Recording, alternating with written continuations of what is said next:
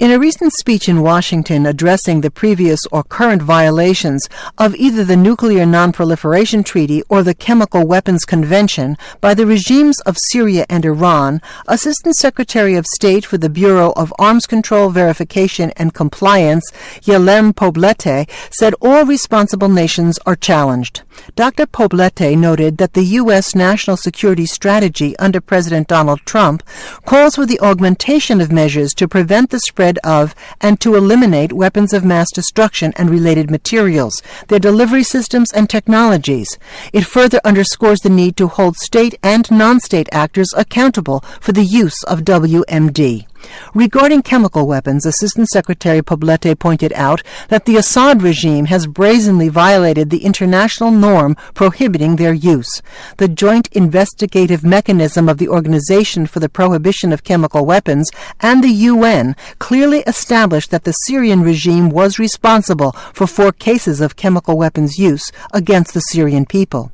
Syria also remained in continued non-compliance with the Nuclear Non-Proliferation Treaty and its Safeguards Agreement with the International Atomic Energy Agency.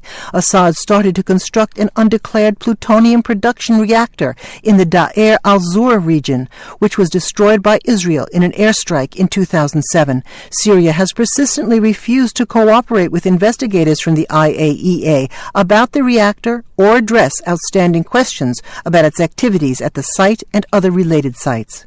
With regard to Iran and its nuclear ambitions, the Iran nuclear deal from which the United States withdrew in May was severely flawed.